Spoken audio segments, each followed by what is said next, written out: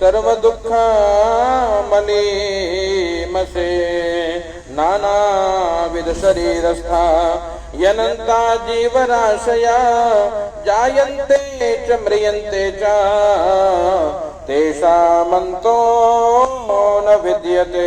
श्री भगवान वाच।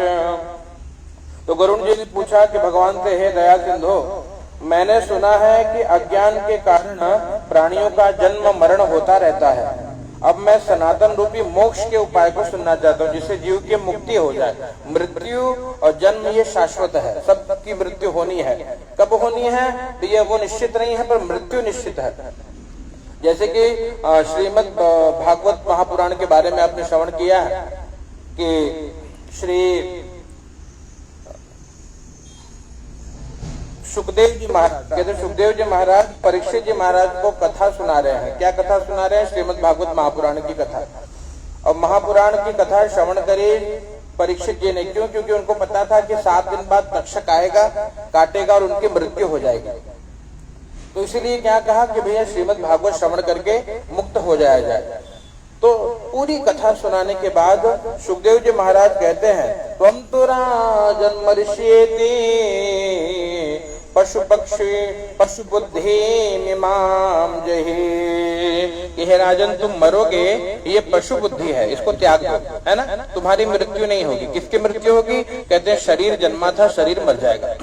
अब आप तो भाग्यशाली हो। क्यों भाग्यशाली हो? कि 7 दिन में आपकी मृत्यु होने वाली है, ये आप जानते हो, है ना। इसलिए 7 दिन में आप कहते हैं मोक्षोपाय साधन, मतलब मोक्ष के उपाय का कोई साधन कर सकते हो।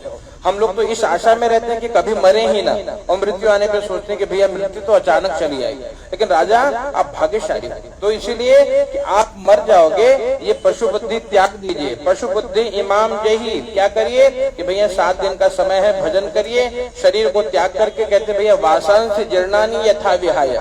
जैसे कोई जैसे हम सभी जो लोग हैं, ये कपड़ा पुराना हो जाता है, इसको त्याग देते हैं, है ना। और जैसे कपड़े में खराबी आई, कोई दाग लग गया, अब जरूरी नहीं कि कपड़ा हमने लिया था 2 साल की वारंटी है ना। और लेकिन पता नहीं किसी ने इसको काट दिया, चीर दिया, या किसी कारण से वो खराब हो गया, तो शायद लाने के बाद 2 दिन में फेंकना पड़े। तो ऐसी जो जीवात्मा है, शरीर अगर संभला रहा तो 100 साल तक इसमें रहती है। लेकिन अगर शरीर खराब होने लगा तो जीवात्मा इसको त्याग देती है कि अब ये शरीर चल नहीं पाएगा। इसलिए जीवात्मा शरीर वासांस जीर्णानि यथा विहाय। जैसे कहते हैं जीवात्मा, जैसे हम लोग कपड़े बदलते हैं, वैसे जीवात्मा शरीर बदल देती है। पुराने शरीर को छोड़ती है और फिर किसी नए शरीर में जाकर के जन्म ले लेती है।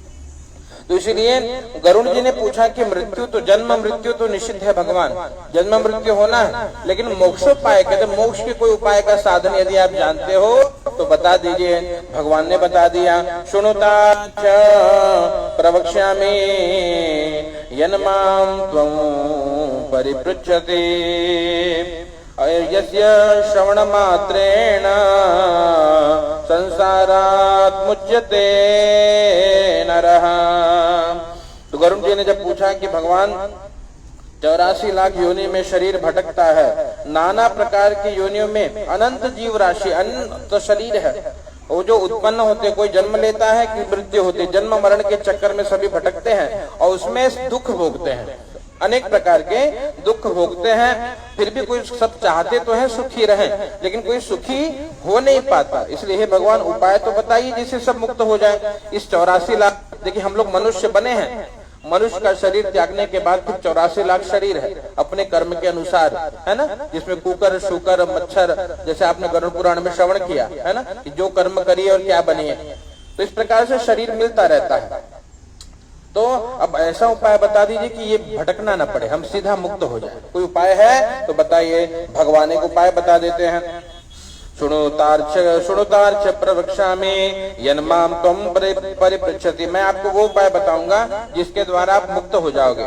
मैं आपको वो उपाय बता रहा हूँ, ध्यान से श्रवण करिए। श्री भगवान उवाच, हाँ वहां जला दीजिए। शुणुतार्च अस्ति देव पर ब्रह्मा, कहते एक परमात्मा है। कौन परमात्मा, कैसे है भगवान? कहते अस्ति देव पर ब्रह्मा स्वरूपी निष्कलः शिवः सर्वज्ञ सर्वकर्ता च सर्वस्व निर्मलो त्वया त्वं ज्योति अनाद्यन्तो निर्विकारः परात्परः निर्गुणः सच्चिदानन्द तदन्यसाजीव संज्ञकः। कहते भगवान एक परमात्मा है और एक जीवात्मा है। परमात्मा कैसे है? कहते भैया परब्रह्म काल रहित है, सर्वज्ञ है, सब जानने वाले हैं, सर्व करता है, सब करने वाले हैं, सर्व सबके ईश है, सबके मालिक वही है। और शिव है, शिव मतलब शंकर है, सबका कल्याण करने वाले वो देवता है, स्वयं ज्योति स्वरूप है, आदि अंत से रहित है। भगवान का ना आदि है न भगवान का अंत है। भगवान निर्विकार है, निर्गुण निर्विकार भी है, सगुण साकार भी है। भगवान तो कहते हैं इस प्रकार से वो सच्चिदानंद है, वो सत्य है, वो चित है, वो आनंद स्वरूप है। और कहते हैं उसी के अंश से जीव उत्पन्न होता है ना। कहते भैया जैसे आप सूर्य देखते हैं, सूर्य तो एक है ना, लेकिन उनकी किरणें अलग अलग सर्वत्र विद्यमान है। जैसे सूर्य किरणें जो है वो अंशी है, मतलब हम सब जीवात्मा, और सूर्य जो है वो परमात्मा है। ठीक उसी प्रकार से कहते वो परमात्मा है और ये जो अंश है वो जीव है, उसका नाम जीव है और वो परमात्मा है। अनादि विद्योपहतां यथाग्नो विस्फुलिंगता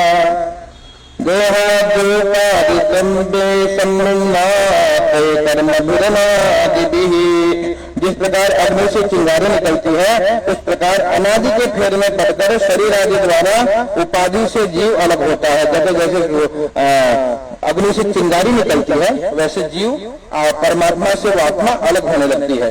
पुण्य और पाप रूपी यंत्र के जकड़े रहने से पुण्य के कारण सुख मिलता है, पाप के कारण जीव को दुख मिलता है। जीव अपने कर्म के अनुसार प्राप्त जो शरीर है उसके द्वारा आयु भोग विनाश होने वाली अपनी अपनी जाति प्राप्त करते हैं। कितनी आयु है वो निश्चित है, किस योनि किस कुल में उत्पन्न होना है वो भी कर्म के अनुसार निश्चित हो जाता है। प्रत्येक जन्म में यह भोगते हैं। इसलिए हे गरुण जी फिर मोक्ष तक अविनाशी लिंग शरीर रहता है।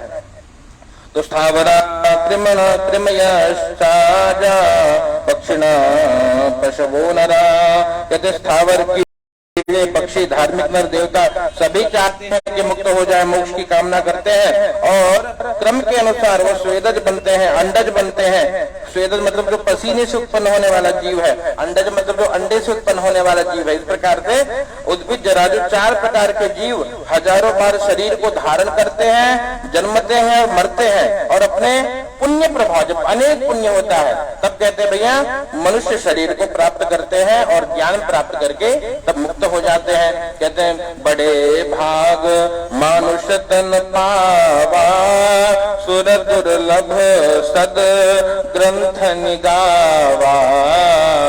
बड़े भाग्य से मनुष्य का शरीर मिलता है जो देवताओं के लिए भी दुर्लभ है। इसलिए क्या करना चाहिए? मनुष्य शरीर प्राप्त करने के बाद कहते हैं मुक्ति का साधन करना चाहिए। चतुशीति लक्ष्येषु शरीरेषु शरीरिणाम,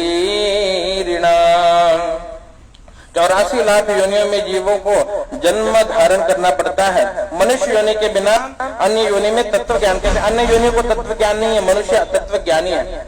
भगवान को इसलिए मनुष्य का शरीर बहुत प्रिय है। लाखों बार संसार में जन्म लेने के बाद अगर पुण्य बचा तो फिर मनुष्य का शरीर जीव को प्राप्त होता है। सोपान भूत मोक्षस्य मानुष्यम प्राप्य दुर्लभम। इस प्रकार से मोक्ष साधन स्वरूप अप्राप्य मनुष्य योनि को प्राप्त करके अपने तारण का उपाय जो नहीं करता उससे अत्यधिक पापी। इसलिए कहते मनुष्य बन गए कृपा से और करने का भाव सागर पार होने का उपाय अगर कोई जीव न करे तो कहते भैया वो बहुत अभागा जीव है, क्योंकि इतना भटकने के बाद मनुष्य बना। यहाँ भी जो करना चाहिए वो न करके जो नहीं करना चाहिए उसी में फिर फंस गए, संसार में ही फंस गए। नर प्राप्योत्तम जन्म लब्ध्वा चेन्द्रिय सौष्ठवो। नर के हाथ पैर आदि रमणीय हो, उत्तम वर्ष में जन्म प्राप्त कर अपने हित की बात को न सोचे तो ब्रह्म घाती। भगवान ने हाथ पैर दिया, शरीर दिया, अच्छे कुल में भी जन्म दिया, उसके बाद भी अपने मुक्ति का साधन अगर कोई जीव नहीं सोचता तो कहते भैया वो ब्रह्म हत्या करे, ब्रह्म घाती है, वो आत्महत्या करे, ऐसा मानना चाहिए। बिना देह न कस्यापि पुरुषार्थो न विद्यते। बिना देह के पुरुषार्थ नहीं होता, इसलिए शरीर रूपी धन की रक्षा करनी चाहिए, शरीर को बचाने का प्रयास करना चाहिए और कर्मों का साधन करना चाहिए। सदा आत्मा की रक्षा करें, क्योंकि आत्मा से ही सब होता है। इसकी रक्षा से यत्न करना चाहिए, क्योंकि जीवन बना रहेगा तो शुभ अवसर मिलता रहेगा यज्ञ करने का, पूजन करने का, नाम जपने का। इससे पहला काम क्या है? शरीर को संभाला जाए, जितना हो उतना मनुष्य शरीर को संभाला जाए। पुनर्ग्रामा पुनर्क्षेत्रं पुनर्वित्तं पुनर्गृहं पुनः शुभम कर्म न शरीरं पुनः पुनः। फिर गांव पुनः मिल जाएगा, गया हुआ खेत मिल जाएगा, संपत्ति मिल जाएगा, मकान दुकान महल नौकरी चाकरी सब मिल जाएगी। लेकिन कहते हैं मनुष्य का शरीर अगर एक बार हाथ से छूट गया तो दोबारा प्राप्त होने वाला नहीं है। इसलिए शरीर के रक्षा का उपाय करना चाहिए, क्योंकि कोढ़ी रोगी भी मरने आदि की कभी इच्छा नहीं कहते। अगर कोई कोढ़ी भी है, कोई अनेक रोग से भी व्याप्त है तो मृत्यु नहीं चाहता, वो उसे बचाना चाहता है। शरीर की रक्षा से धर्म, धर्म से ज्ञान और ज्ञान से ध्यान होता है, जिसके द्वारा तुरंत मुक्ति हो सकती है। इसलिए आत्मैव यदिनात्मानो अहितेभ्यो निवारयेत्। अहित कार्यों से यदि आत्मावर अपने को न बचाया गया तो फिर अन्य कौन हितकारी है जो आत्मा को तार देगा। तो जो मनुष्य इस जन्म रूपी नरक रूपी रोग की औषधि नहीं करेंगे, वो मनुष्य पशु आदि योनियों में जाकर के नरक व्याधि की दवा क्या करेंगे। कहते भैया मनुष्य बनने के बाद सबसे बड़ी बीमारी है नरक, है ना। सब जो नरक रूपी बीमारी में से बचने का उपाय मनुष्य का शरीर पाने के बाद नहीं करता, फिर वो पशु बनने के बाद क्या जप करेगा, है ना। इसलिए मनुष्य रहते ही मोक्ष का उपाय कर लेना चाहिए। क्यों? क्योंकि वृद्धावस्था बाघिन के तुल्य है। आयु कैसा है? फूटे हुए घड़े के बराबर। जैसे घड़े में पानी आपने भर तो दिया, फूटा है तो टप टप टप टूटा जा रहा है, वैसे आयु धीरे धीरे निकलती जा रही है। एक समय आएगा कि भैया शरीर छोड़ना पड़ेगा। उसी प्रकार यावन्नाश्रयते दुःखं यावन्ना यान्ति चापदः यावनेन्द्रिय वैकल्प्यों तावत् श्रेयों समभ्येत।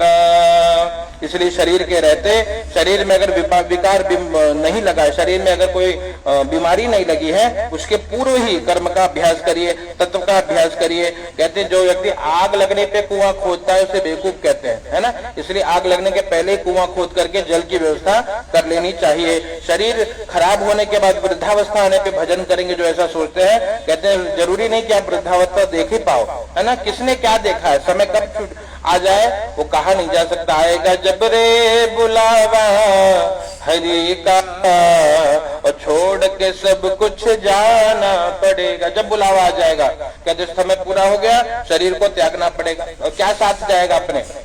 कहते हैं नाम हरि का साथ जाएगा और न कुछ तू ले पाएगा। या कुछ न ले जाने वाला कोई, सब यहीं का यहीं रह जाएगा। साथ जाएगा क्या? कहते हैं भगवान का जो हमने नाम लिया, भगवान का जो हमने जप किया, इसलिए आएगा जब रे बुलावा हरि का छोड़ के सब कुछ जाना पड़ेगा। वही बात बताई कि भैया समय है, बुलावा आए उससे पहले ही जितना हो जप कर लीजिए, क्योंकि वो कमाई जाने वाली है। यहाँ की कमाई बाकी ही छूट जाएगी। जो नाम रूपी कमाई हमने कमाई है भैया, वही साथ जाने वाली है। कहते दुनिया में सब देख रहे हैं कि लोग जन्म ले रहे हैं, लोग मृत्यु हो रही है, जन्म मृत्यु सब देख रहे हैं, लेकिन उसके बाद भी कहते हैं मोह रूपी जो मदिरा है ना, उसमें लोग इतने मस्त हैं कि उनको आत्मज्ञान नहीं होता। ये नहीं सबकी मृत्यु हो रही है, लेकिन ये नहीं सोचते कि कल हमारी भी बारी है ना, अपना भी नंबर आने वाला है। इसलिए समय रहते जितना हो जप कर लिया जाए, भगवान का स्मरण कर लिया जाए, क्योंकि ये कमाई ही साथ जाएगी। कितनी बड़ी कमाई आप कर लेते हो, इस लिमिटेड समय में वो अपने साथ जाएगा। इसलिए कहते हैं भैया जो संपत्ति है वो स्वप्नवत है, युवावस्था जो है पुष्पवत है। जैसे पुष्प खिला हुआ है, वो जो जवानी है ना, वो मुरझा जाएगा, शरीर बूढ़ा हो जाएगा। आयु किस तरह? कहते हैं बिजली की तरह आयु है। इन बातों को जान करके किसको धैर्य होता है। 100 वर्ष का जीवन तो भैया बहुत छोटा। मान लो अगर 100 साल कोई जी भी ले तो 100 साल का जीवन भी कम है। क्यों कम है? कहते हैं भैया शतम जीवित मत्यल्पम निद्रालये तदर्थकम बाल्य रोग जरा दुःखैरल्पम तदपि निष्फलम। कहते 100 साल का जीवन थोड़ा है, इसलिए थोड़ा है। आधा जीवन तो हम सो लेते हैं, बचा कितना? 50 वर्ष का जीवन बचा। आधा मतलब रात्रि में तो सो ही जाते हैं हम, तो बचा 50 साल का जीवन बचा। 100 साल के जीवन में आधा जीवन सोने में, आलस्य में व्यतीत हो जाता है। बाकी जो बच्चा वो बाल्यपन में, है ना, बचपन में बीत जाता है, बुढ़ापा में बीत जाता है ना। तो मान लीजिए हम 20% 100 साल में 20 साल की आयु हम भोगते हैं, है ना। बाकी समय तो सोने में, बचपना में, बुढ़ापे में खत्म, जब हम किसी काम के नहीं होते वो समय है। और जो समय है वो 20 वर्ष का ही है, जो हम अब उसमें भी हमको संसार देखना है, विवाह करते हैं, बच्चे इत्यादि, बच्चों को पालना, विवाह करना, इस सारे काम में तो भगवान के भजन के लिए समय नहीं निकल पाता। यही समस्या है। अहित हित संज्ञ ध्रुवे ध्रुव संज्ञ के, कहते अहित करने वाले को अपना हितैषी माने और ध्रुव को अटल माने, अनर्थ में अपना अभिष्ट सिद्धि मानने वाले व्यक्ति मुक्तिदायक आत्मज्ञान नहीं जानते। कहते कौन नहीं जाने कि ये अहित ही हो रहा है, हम सो करके समय बिता रहे हैं, समय बीत रहा है, ये हमारा अहित है, समय का दुरुपयोग है। कि इसमें भी हम अगर चेते नहीं तो कहते भैया हमको आत्मज्ञान नहीं मिलने वाला। तो देव माया के फंदे में अपने को फंसा देकर भी ठोकर खाते हैं, सुनकर भी नहीं समझते, पढ़कर भी अज्ञात बने रहते हैं। ये कोई नहीं समझता कि मैं काल रूपी अथाह संसार सागर में मग्न हूँ, जिसमें मृत्यु है, जिसमें रोग है, जिसमें बुढ़ापा है। इसलिए जिस प्रकार जल में स्थित कच्चा घड़ा, कोई अगर कच्चा घड़ा बनाया हुआ है, जल में डाल दो उसको, तो जैसे वो कच्चा घड़ा जल में धीरे धीरे घुल जाता है, ठीक उसी प्रकार कहते हैं आकुंभास्थो विशीर्णेन विभाव्यते। उसी प्रकार कहते भैया ये जो प्रतिक्षण शरीर भी धीरे धीरे नष्ट होते जा रहा है। कहते हम एक जो हम लिखते आयु भी लिखते हैं ना कि हम 56 ईयर ओल्ड है, 56 साल शरीर पुराना हो गया है ना। ये शरीर एक साल ओल्ड होता जा रहा है, 1 ईयर ओल्ड, 2 ईयर ओल्ड, धीरे धीरे ओल्ड हो रहा है। और ये ओल्ड शरीर धीरे से एक दिन ये आत्मा छोड़ देगी। इसलिए कहते हैं इसी प्रकार से घेरे में हवा भी बांधी नहीं जा सकती, आकाश को खंड खंड नहीं किया जा सकता। उसी प्रकार कहते हैं आयु में आस्था नहीं हो सकती, आयु की निश्चित नहीं है कितने समय आयु है। कहते हैं वो काल भूमि दहन कर सकता है। जो काल कितना शक्तिशाली है, कहते हैं वो भूमि को जला सकता है, पर्वत को भी विशीर्ण कर सकता है, समुद्र के जल को सुखा सकता है। जब काल इतना शक्तिशाली है जो सबको बदल सकता है, तो शरीर का क्या सामर्थ्य, शरीर की क्या औकात। कहते शरीर को भी वो काल जब आएगा तो लेकर चला जाएगा, भस्म कर देगा। इसलिए अपत्यम में, कलत्रम में, धनम में, बांधवासी में, जलपंतमिति मर्त्याजम हंति काल वृको बना। कहते भैया मेरा पुत्र, मेरी स्त्री, मेरा धन, मेरे बांधव, ऐसा जो प्रलाप करने वाले मनुष्य हैं, मनुष्य रूपी जो बकरी है उसको काल रूपी भेड़िया खा जाता है ना। इसलिए कोई मेरा नहीं है। क्या जब तक शरीर है तब तक संबंध अपना है, शरीर छूटने के बाद धीरे धीरे लोग भूल जाते हैं। इदम कृतमिदं कार्यं इदमन्य कृता कृतम, मैं ये काम समाप्त कर चुका, यह बाकी है ना, इतना काम करना है, अभी वो काम बाकी है, अभी ये करना है। इस प्रकार जो सोचते हैं, काल ये सब देखता नहीं है कि आपने कितना काम पूरा किया और कितना आपका बचा है। उसका समय आएगा, कहते हैं वो लेकर के चला जाएगा। इसीलिए जो कल करना है काल करे सो आज कर, और आज करे सो जो करना है। जो लोग सोचते हैं बुढ़ापे में भजन करेंगे, उनको कहते हैं भैया अभी कर लीजिए जो करना है, बाद का कोई भरोसा नहीं। श्वास श्वास में हरि भजो, वृथा श्वास जनि खोए, ना जाने इस श्वास की आवन हो या न हो। कहते श्वास जो हम ले रहे हैं, पता नहीं श्वास गया पुनः आएगा नहीं आएगा। इसीलिए हर श्वास में भजन करने का प्रयास करिए। बालांश यौवनांश वृद्धान गर्भगतानपि।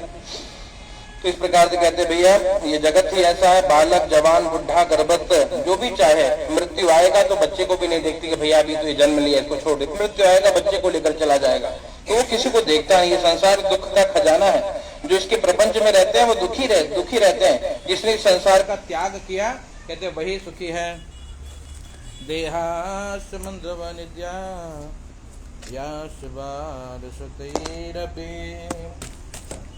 तो इस प्रकार से प्रभवः सर्व दुःखानां आलयो सकलापदाम् आश्रयो सर्व पापानां संसारों वर्जये क्षणा। इसलिए कहते भैया संपूर्ण कष्टों को उत्पन्न करने वाली आपत्तियों का जो खजाना है, संपूर्ण पापी का आश्रय रूप संसार से मुक्त होने का प्रयास करना चाहिए। क्षण भर में जितना हो उतना जल्दी संसार को त्यागिए और भगवान की ओर थोड़ा मन को ले जाइए, भगवान का भजन करिए। तो इस प्रकार कहते हैं लोहे तथा लकड़ी के पाशों से जकड़ा हुआ मनुष्य छूट सकता है, किंतु पुत्र स्त्री जो पुत्रेषणा है, जो स्त्री के प्रति ममता है, पुत्र स्त्री संपत्ति के प्रति, वो कभी जल्दी छूटती नहीं है, इसलिए जीव मुक्त नहीं हो पाता। तो जो मनुष्य जितना प्रेम भाव संबंधियों में बढ़ाता है, उसके हृदय में उतने ही दुख रूपी कांटे, जितने संबंधी है उतना दुख है ना, क्योंकि जन्म मरण सबके साथ लगा हुआ है। इसलिए कहते हैं भैया विषयाहार करने वाले जीव इंद्रिय रूपी चोर संपूर्ण धन मनुष्य का लूट उसका नाश करते हैं। जो कहते हैं कि शरीर को विषयों में लगाते हैं, कहते यह तन कर फला विषयान भाई, इस तन का फल विषय नहीं है, क्यों? स्वर्ग स्वल्पा अंत दुखदाई, थोड़ा सुख तो देता है ये विषय भोग, लेकिन बाद में दुख देता है। इसलिए शरीर रहते क्या करिए, कहते हैं भैया भव सागर से तरने का उपाय करना चाहिए। मांस लुब्धो लोह दारुमय पाशे पुमान बद्धो विमुच्यते। तो जो जिस प्रकार मांस लुब्धक, जो मछली पकड़ी क्यों जाती है, मांस के लोभ में आकर, है ना, वो कीड़े को जो कांटे में फंसा देते हैं, उस कीड़े के खाने के चक्कर में वो स्वयं मारी जाती है। ठीक इसी प्रकार कहते हैं, हे गरुण जी, हिताहितम न जानन्तो नित्यम उन्मार्ग गामिना कुक्षिपूर्ण निष्ठा ये ते नरा नारका खगः निद्रादि मैथुनाहारा सर्वेषां प्राणिनां समा ज्ञानवान मानवा प्रोक्तो ज्ञानहीनो पशु स्मृतः। कहते गरुण जी, हित अनहित को, जो अपने हित को नहीं सोचता कि भैया भगवान ही हमारे अपने हैं, जो न मानता है, संसार कभी किसी का हित करने वाला नहीं, क्योंकि ये तो भाव सागर में फंसाता है, मोह माया ममता में फंसाता है। हित अनहित का जो चिंतन न करे और कुमार्गगामी है, केवल अपना उदर भरने का सोचते हैं, कहते हैं ऐसे जो जीव है वो नरक में जाते हैं। क्यों? निद्रादि मैथुन आहार सर्वेषां प्राणी, कहते हैं निद्रा मैथुन आहार तो सभी प्राणी करते हैं, है ना। बच्चे उत्पन्न करना, कुत्ता भी बच्चे पैदा कर लेता है, तो हमने कौन सा बड़ा काम कर लिया, है ना। भोजन भूख उसको भी लगती है, वो भी खा लेता है कहीं से, है? निद्रा मैथुन आहार, और सोता वो भी, उसको भी निद्रा लगती है और उसको भी भय लगता है, जैसे हमको डर लगता है, कुत्ते को भी ढका हो तो भी भाग जाता है। फिर कहते मनुष्य में और पशुओं में अंतर क्या है? कहते भैया ज्ञानवान मानव, जो ज्ञानी है वो मनुष्य है, मनुष्य को ज्ञान है, और ज्ञानहीन पशु को, जो जिनको ज्ञान नहीं है वो पशु है। इसलिए कहते भैया जिसके जीवन में ज्ञान नहीं है वो कहते भैया मनुष्य रूपेण मृगा चरंती, कहते मनुष्य के रूप में, मनुष्य का शरीर तो है लेकिन मृग मतलब पशु ही चल रहे हैं, है ना। इसलिए ज्ञान प्राप्त करने का साधन